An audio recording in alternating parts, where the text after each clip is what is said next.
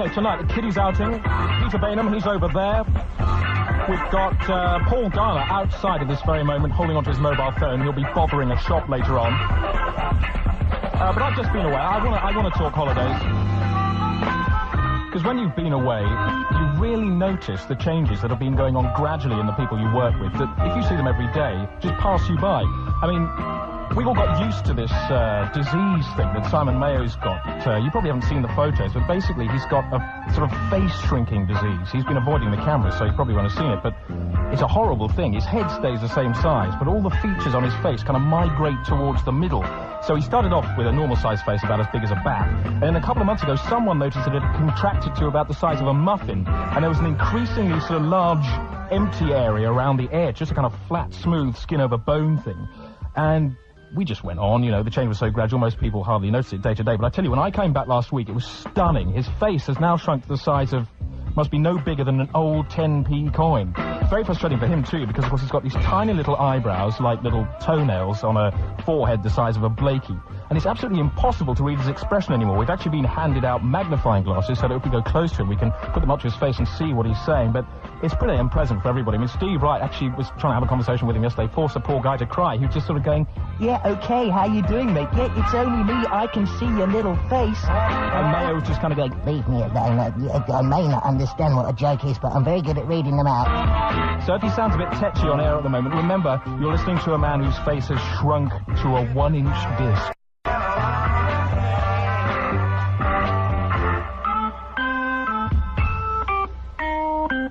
Okay, there's news coming in tonight. We'll keep you abreast of that as it happens. Lead story tonight, the genetic fashion designer who says that all people will look good wearing her specially bred boneless apes. You can wear them in a multitude of different ways. You can put your body through here and your legs through here, and it becomes a wonderful, voluminous skirt. But also, it can be worn on their head to create quite a strange shape. Okay, every other week on this show, we bring you a kiddies outing. Here's this week's.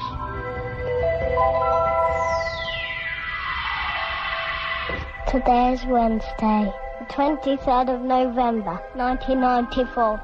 And today, I'd like to out Cilla Black. Ms. Black looks like a cross between a rabbit and a marshmallow and is paid too much money to squawk on telly. Furthermore, she has been a practicing and noisy friend of Jodie for as long as I've known her. She must be. She turned me down once.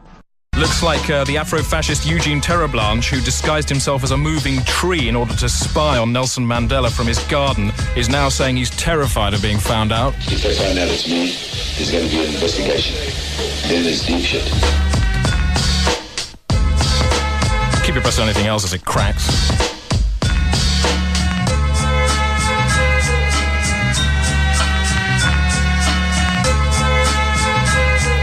For that kiddies outing, and let it not be said that if we do ever get anything wrong in this show, if we do ever offend too deeply, we are prepared to say sorry.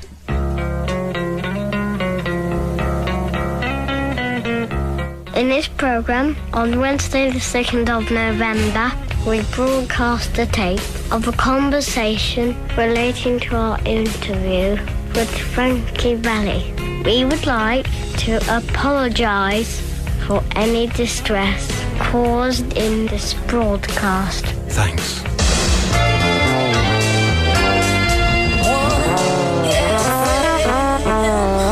It's got a curiously soothing effect on the brain, doesn't it? The sound of a child's voice. Peter, kids and you? Oh, I love them. I love them. Are they humanising things? Oh, fantastic. I mean, if you're feeling vicious or bitter, confronted with a child, a small babe I'm talking about They take it out of you. They suck the hatred out of you. It's just fantastic. Even better than that, if you have your own. I mean, I've seen my friends change from animals into the most kind of beautiful, peaceful people. Oh, God, through having a child. It's like having a child sort of confirms the very reason why they're on the planet.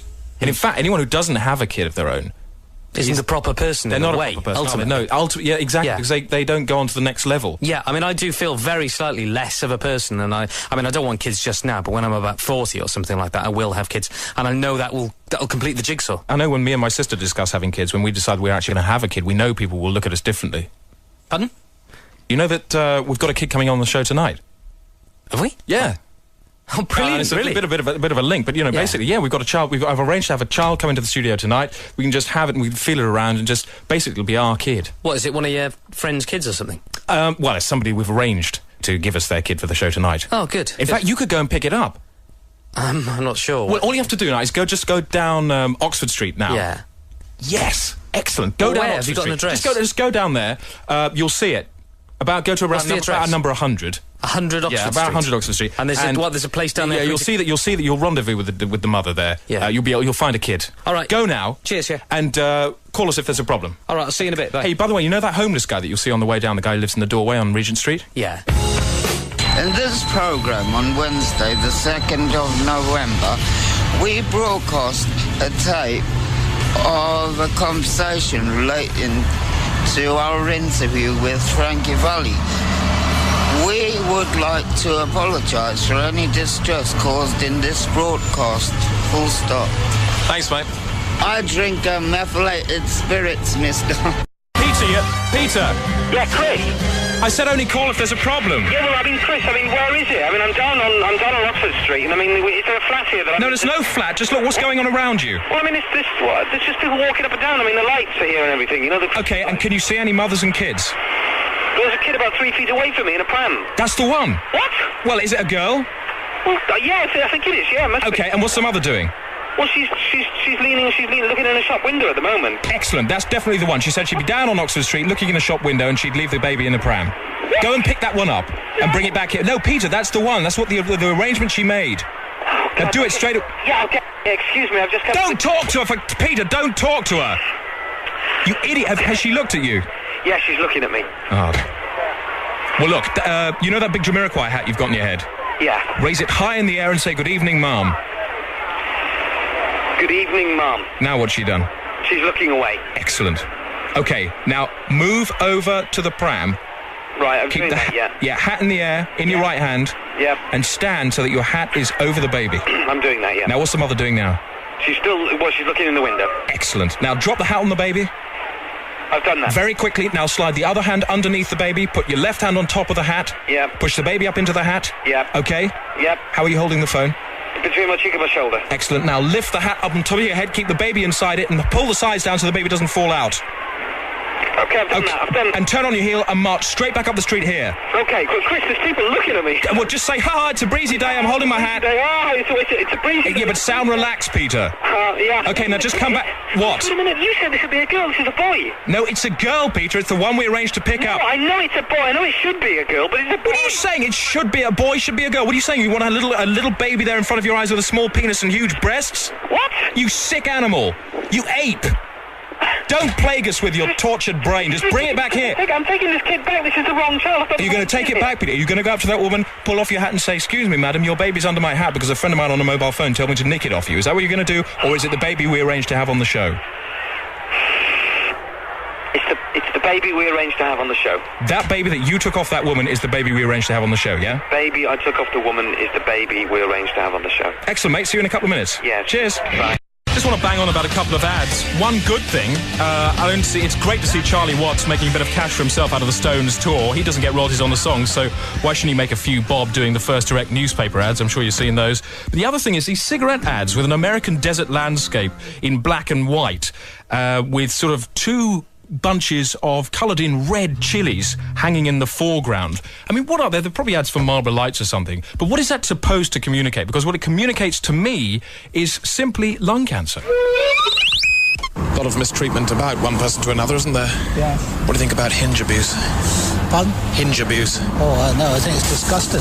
Very bad. Gets really bad when dogs suffer from hinge abuse, doesn't it? That's dreadful. No, it's awful, awful. What do you think's going through these people's heads as they casually slip an extra hinge into a dog? Just not ordinary human beings, are they? What would be the worst place for a dog to get an extra hinge? On his backside, on his rump. If you try to pick up a dog with a hinge halfway along its body, what might happen? Collapse, wouldn't it? Fold over. Fold in half? Well, I would think so. It's his other organs, isn't it? Where would you least like to have a hinge on yourself? Nowhere. How many hinges do you think a human being could tolerate before it became effectively useless? Well, I would say 10, I should think. And if a human being had more than 10 hinges, they'd simply... I'd blow my brains out.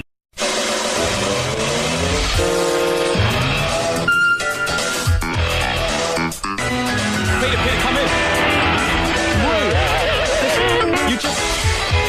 down here, I've made a little nest of tape for it. Just put it on that nest of tape.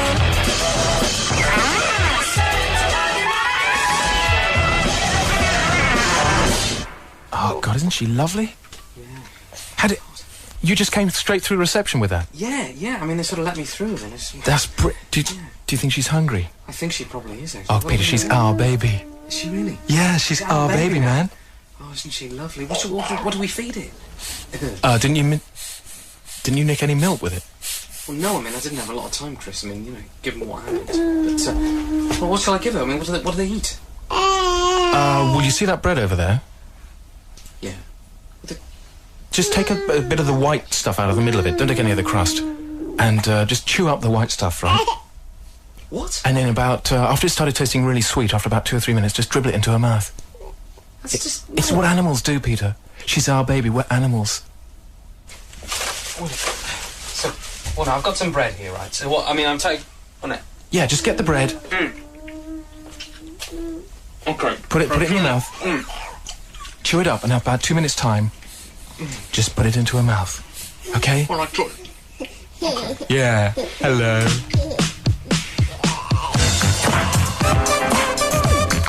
You know, she's going to heal the sick. You know, she's going to be Prime Minister. She'll heal the sick just by pressing her face into their stomachs. She's looking... Chris. Yeah. Chris, can you just say... I love her. Yeah. No, shut up, Chris. Can you just say, I did not do that. I did not put my tongue down a baby's throat, okay? All right, you didn't. But I just wanted the people who turned off then to go away with the image of you sticking your tongue down a baby's throat. They'll never know the difference. Good. It's games, Peter. Thanks a bunch. We're playing games here. We can play games with a kid. What? Well, we can play with it. We can give it something that it'll never forget. It'll be imprinted onto its subconscious for the rest of its life. What, like? What? I don't know. We could dress it up. Like a fly or something. See, like that. she wants to do it. What, dress it up as a fly? Yeah. No, wait a minute. No, We're going to dress you up as a fly. No. We're I going to didn't mean that. No, Chris. Yeah? No. Oh, we're not going to dress a baby brilliant up as a idea. fly. It's your idea. Let's do it. Let's do it. Here, look. This gaffer tape. No, Chris. This gaffer tape, right? Take this gaffer tape. What? Bind the arms down to the sides and wind it all the way down like a mummy. Black gaffer tape. She wants to do it. She wants you to do it. You want to play. You want to be a fly, don't you? Oh, God. Yeah. Okay, one sec. She's going to love this. Okay, what else can we do? Like, what, to make it look like a fly? Yeah, well, we need to put some legs in it as well, like some spoons. Spoons? What? 3 spoons on each side. So that tea tray over there. Give me a sec. Get the spoons from the tea tray, right? Right. And what else can we... Right. Wings, right? Wings can be CD cases. Okay. Okay, these transparent bits will be the flappy bits of the wings. Okay, now, what about, I mean, they have eyes. So gather those...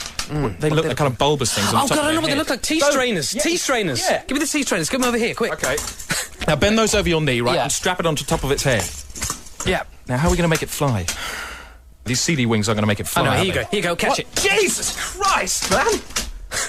Sorry. Don't ever do that again. Sorry. Yeah, it's all right. Wait a minute, I know how we can... No, Chris. Peter threw you, but I didn't throw you. I caught you. Yeah, I know how we can make it fly. How? With the balloons. I mean, if we tape about 20 helium balloons to its back... Oh, yeah. God, it'll float around the studio. Okay, do that. Yeah, okay, good. Give it here. And then we can get this... you do that, okay. We'll see if it'll be flying in 2 minutes. Brilliant. Yeah, are you sure she's enjoying this? Yeah, she's loving it. You really notice the changes that have been going on gradually in the people you work with, that if you see them every day, just pass you by. I mean, we've all got used to this disease thing that Simon Mayo's got. You probably haven't seen the photos, but basically he's got a sort of face-shrinking disease. He's been avoiding the camera, so you probably won't have seen it, but it's a horrible thing. His head stays the same size, but all the feet... Okay, tonight, the kiddies outing. Peter Bainham, he's over there. We've got Paul Garner outside at this very moment, holding onto his mobile phone. He'll be bothering a shop later on. But I've just been away. I want to talk holidays. Because when you've been away, Steve Wright actually was trying to have a conversation with him yesterday, forced a poor guy to cry. He was just sort of going, yeah, okay, how you doing, mate? Yeah, it's only me. I can see your little face. And Mayo was just kind of going, leave me alone. I may not understand what a joke is, but I'm very good at reading them out. So if he sounds a bit tetchy on air at the moment, remember, you're listening to a man whose face has shrunk to a 1-inch disc. Features on his face kind of migrate towards the middle. So he started off with a normal-sized face about as big as a bat. And then a couple of months ago, someone noticed that it had contracted to about the size of a muffin. And there was an increasingly sort of large empty area around the edge, just a kind of flat, smooth, skin-over-bone thing. And we just went on, you know, the change was so gradual, most people hardly noticed it day to day. But I tell you, when I came back last week, it was stunning. His face has now shrunk to the size of, must be no bigger than an old 10p coin. Very frustrating for him, too, because, of course, he's got these tiny little eyebrows, like little toenails on a forehead the size of a Blakey. And it's absolutely impossible to read his expression anymore. We've actually been handed out magnifying glasses so that if we go close to him, we can put them up to his face and see what he's saying. But it's pretty unpleasant for everybody. I mean,